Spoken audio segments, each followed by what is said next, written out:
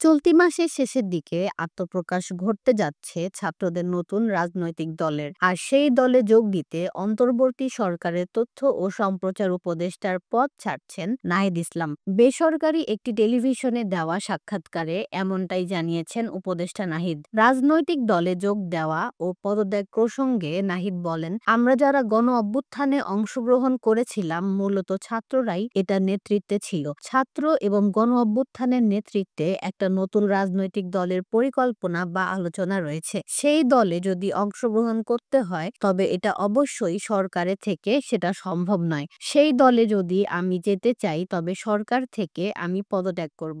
বর্তমানে যেহেতু সরকারে একটা স্থিতিশীলতা এসেছে, যদিও প্রত্যাশা অনুযায়ী কাজ হয়নি, কিন্তু সেটা চলমান আছে। আমাদের এখন রাজনৈতিক দলের কাজটা বেশি জরুরি। সেখানে আমি ব্যক্তিগতভাবে চিন্তা ভাবনা করছি। যদি সরকারে থাকার চাইতে জনগণের সঙ্গে মাঠে কাজ করাটা বেশি জরুরি মনে হয় তাহলে আমি সরকার ছেড়ে দেব এবং হয়তো সেই দলের প্রক্রিয়ায় যুক্ত হব।